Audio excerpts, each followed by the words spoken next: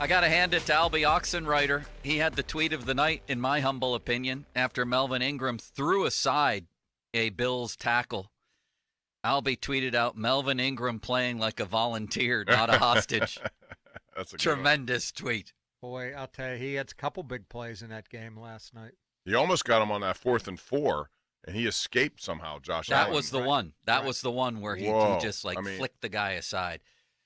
The Bills had problems protecting Allen's flanks in game 1 against the Steelers, and that reared its ugly head again, too. And by the way, they have some major, major decisions. I was just reading. They were kind of built for this year, as were the Packers.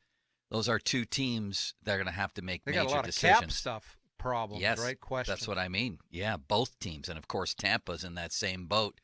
So sometimes you build for that, a run or two. But they still have Josh Allen. So I don't think they're going anywhere.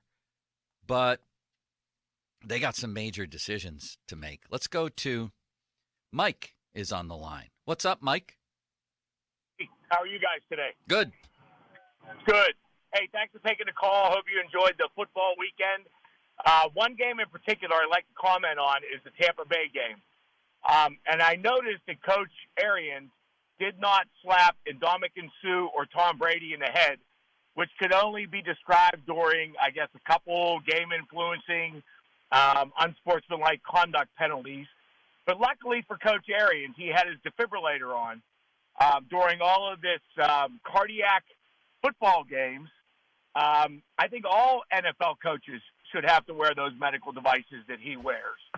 Yeah, it was that kind of day, man. I appreciate the call. Shawn, you're on 93.7 The Fan. Go ahead. Hey, Joe, sorry for your loss. Thank you, sir. It feels like a funeral, doesn't it, for Starkey? Hey, also, I do a pretty good impression of you, but I'm not going to do that right now. Why would you? Don't drop the lead. Don't drop the lead. Let's hear it. Everybody else has one. Hey, let me make my point, and then I'll do it. So in regards to the overtime rule, I don't understand.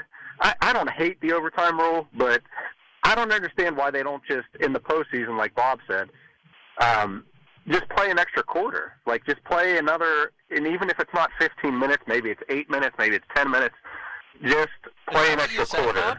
Did you say no, that? All I said was you should have one possession each. Yeah, he didn't However say you that. achieve that. That's your idea. Well, he said that it should. He said it should be different than the regular. Right, but and that would he be didn't different. say. Just to be clear, you're wrong. Bob did not say that. He said that each team should get a possession. You're saying, and it's an interesting idea, that they should play a whole quarter, right? Yeah, regardless of the minutes. And my other point I would like to make would be that the team that gets the ball first should have to earn getting the ball first. So rather than a coin toss, maybe the home team gets a choice. Yeah, we've talked about that before. That idea is out there. Makes some sense to me too. When you put the ball at the 5-yard line, the home team chooses offense or defense. That would be interesting. Put the ball at 5 and that would be trending more toward college. No. I mean, more what? Gimmicky. Is winning a game on a coin flip not gimmicky? No, I don't like it. I'm just saying that would be a little bit too extreme for NFL owners to, I think, agree. That's all I'm saying. Now let's give us your Starkey. Let's go. I want to hear it. Let's go. All right, guys. We got Pitt football Thursday, Penguins Friday night, Steelers on Sunday. Come on, Ron. Pretty weak.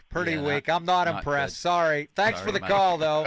Thank you. If this was the old Gong Show, this guy would have been reeled off the stage. Thank you for the call. Giannotti did both of us really good, including you, Joe. No, Malsey does a good me.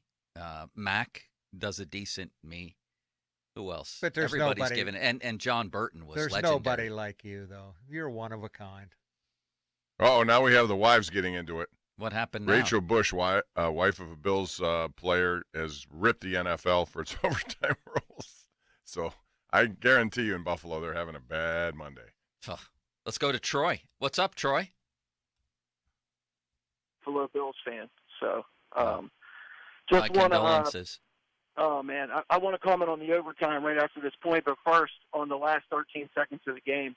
What are they doing? What are they doing? Not only is this, in my opinion, one of the big coaching blunders that we're looking at in the playoffs in the past 10 years. Okay, first off, it's 13 seconds left on the clock. They look. Kansas City comes out. They get a look at what they're doing. They call a timeout to prepare the defense for them. They made the bad decision. They let Tyreek Hill get some points. Then they come out. They show them a second look. They call another timeout to get prepared for it. They come out protecting the sidelines when Kansas City has a timeout. Why are you protecting Three of them? The sideline? 3 timeouts. You're right. You're right, Why Troy. And I hadn't thought of it the in sideline and giving Kelsey wide open up the seam. Ron, I hadn't thought of it in terms of. I think that might have been. And it's not boiled down to one blunder, but it might have been one of the worst mangled end stages of a game by any coach I've ever seen. Yep, you're right. To make the right decision. What else you got? For the playoffs, I have to go with Ron on this, guys. It was an amazing game, but at some point, the game has to end. Bob said both teams should have a chance. Guess what, Bob? There's 3 stages to the game. It's offense, defense, and special teams. The defense had a chance to make a play to win that game, and they could not do it. What else do you want? That's a separate issue. That's a totally separate issue. It comes down to, in overtime, when you're trying to decide. It's the only sport I know where a coin toss will determine who gets the ball, and no one else. You can't change it. Let me ask you something. Do you think if Buffalo had won the coin toss with Kansas City, they may have not stopped them either? This was not a game won by defenses all day long. It was a game determined by offense. Like you just said, Bob, they may have not. Not that they will not. It's not a guarantee that the game's up. But why not just give them a chance? Kansas City at that point knows they have to, or Buffalo knows they have to score a touchdown. So that's their obstacle. It's a big obstacle. Kansas City knows it as well. So you give them a chance. There were points in that game where you could see it. It was really close. Mahomes actually looked like he was very uncomfortable at the beginning of the game.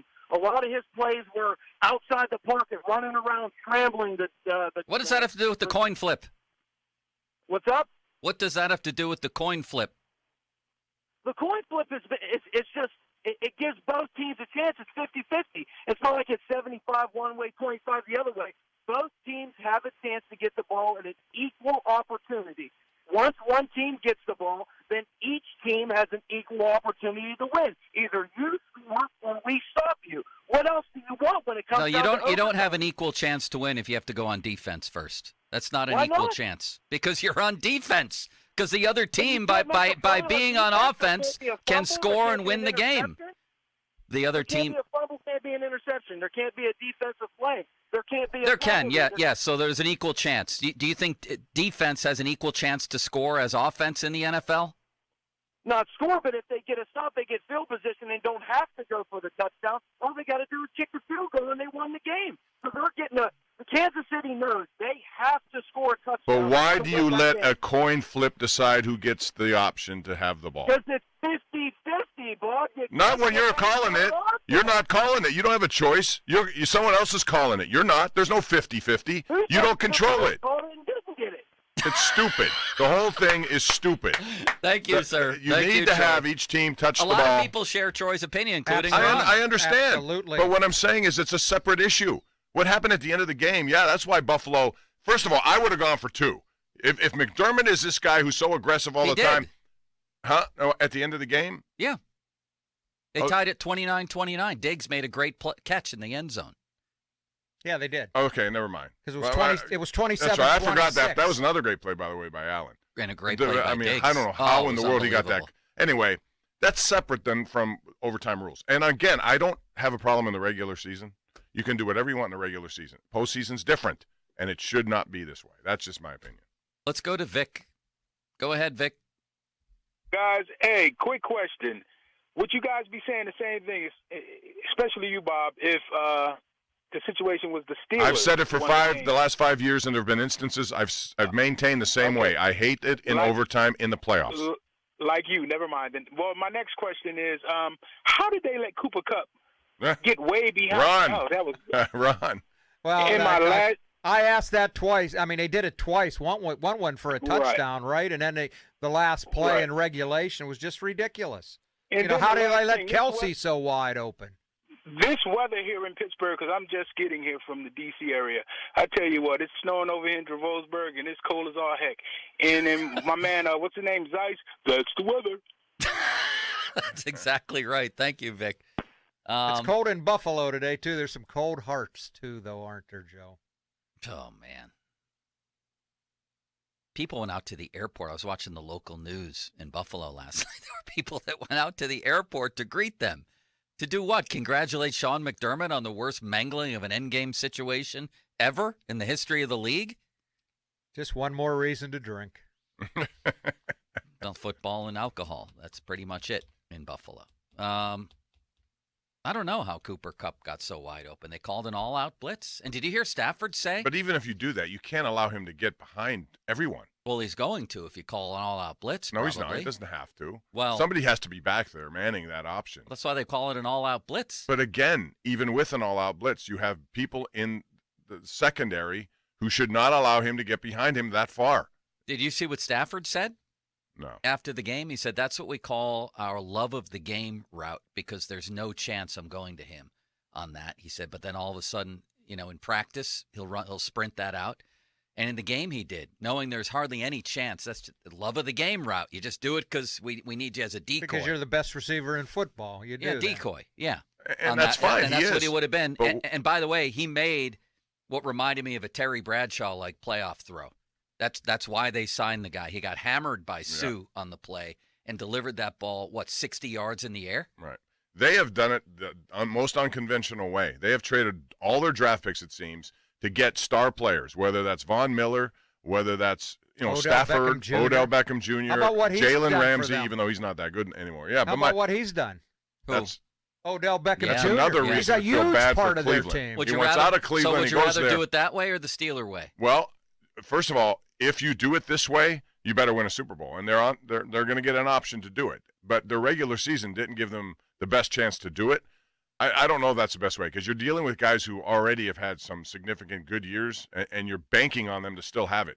So even getting to a Super Bowl, losing a great game, it's a failure, that strategy? Well, according to you, you have 4 times in the Super Bowl with the Bills. You said you would rather not have that. I didn't say that. I didn't say that. I said the pain is worse the closer you get. I understand, but if you're getting there, again, we never remember the teams that finish second. I get all that. But to get there, all the joy, if you're a fan, that comes along with that ride. That's what to me, that's the thing we never talk about enough. So would you rather build your team like Tampa Bay did last year? They signed a number of free agents. Like New England did a lot this year. Not the least of whom was their quarterback, and they win a Super Bowl. I understand. And now Brady, if he's gone, then they're probably not going to contend. This is the same. LA's doing the same thing. And so their way, that way or the Steeler way? Well, what do you prefer? I think you can do both. I think New England did both this past year.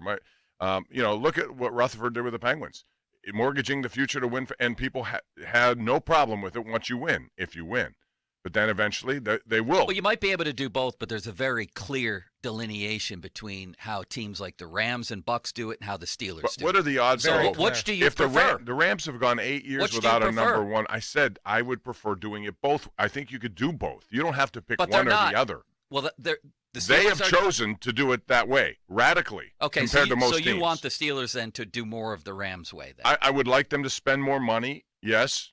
If it means acquiring, up to the cap, though. But I'm talking about now, free agents, people who could come in. They have to make some serious upgrades. They spend what they have to spend. I understand. So would you trade number ones for the next 3 years? They did once, and they got a guy who's pretty good. The Steelers really sold out to try to win this year.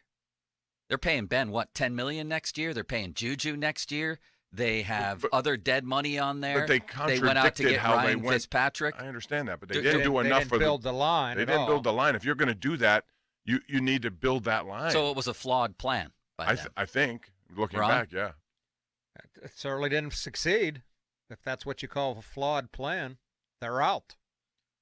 Well, the plan seemed to be we're in it to win it every year, so we're going to bring back our 39-year-old quarterback. With no offensive line. Or an inexperienced offensive line. And pay the piper down the road. We're going to bring back Juju and pay the piper down the road, even though he's a cheap cap hit this year. And we're going to try to win it this year. But they forgot about the offensive line. Right. They absolutely especially with Ben. I mean, they knew they had to protect him in the pocket because he wasn't going anywhere else. More emphasis on the offensive line. If you have a mobile quarterback. And meanwhile, I'm watching that center last night, huh? Did you notice him a little bit? Creed Humphrey. Creed. Man, would he look good in a Steeler uniform, right? Instead of Freiermuth, maybe. But where do you go from here then?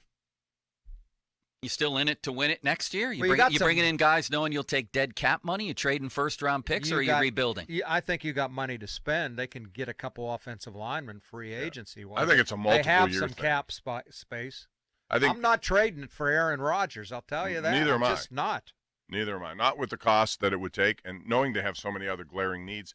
You can start this process by addressing things now.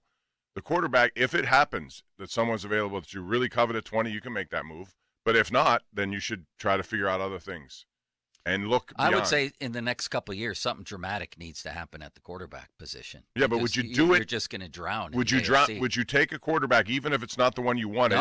No, they need a star quarterback. Or how do you do that? I don't know. You just said you wouldn't sign Rodgers. Would you? Not for all the number one picks they won and everything. Would you try to trade for Russell Wilson? Would you wait a year? Would you lose? Would you rebuild and tear it down a little bit this year to get your guy next year? That could be a possibility. Are you willing to absorb a 4-13 season? Because that's not the way they operate. Okay, but again, to me, it's a multiple-year project here. It cannot be happening. Answer your own question, though. Where are you getting your quarterback? It depends on who's available at 20. If somebody I like is there, I could do it. If is not, anybody I'll in this wait. draft a star quarterback, in your opinion? How do we know that? In your opinion? My opinion, no. Ron? There's no Trevor Lawrence in this draft. There's just not. Or Josh Allen, or Mahomes, Patrick or Herbert, or Burrow. There isn't. But I don't think. I don't either. That's why it would make me think I'd have to do other things before I would address that, and then figure out an option in free agency, somebody you could bring in to complement what you have here, I guess. Because I'm not going to take someone who I don't 100% believe can be a star in the league. Then why bring in free agents and try to win next year? Why not just take a hit for a year? Because they may also think one of those guys is capable of blossoming late. I don't know. And they also think that their defense is going to be better next year. That problem can be solved pretty quickly. And, they might have – I don't think you have to tear it all down. Maybe you get the quarterback next year. Or maybe Mason turns out to be the real deal, although I don't see that happening. And I would still like to beef up the offensive line for the next year, too. Yeah. I don't know if it's a quick fix on defense. And what if you take a quarterback and he doesn't turn out? Now you're really – I think the best thing that could happen to them is 4-13 myself for a year. And just be in a situation where you're top 10 picking. Although I don't even know if that's possible because of their because I think they're just good enough and the schedule is just friendly enough. I counted maybe 3 elite quarterbacks on that whole schedule. They got Carolina, they got the Jets, they got all kinds of teams. And look at all these teams that need quarterbacks. That's the other problem with drafting 20th. And would they trade up? They've already done that once, and it hasn't worked out exactly right with Devin Bush. I don't know that they would do that again.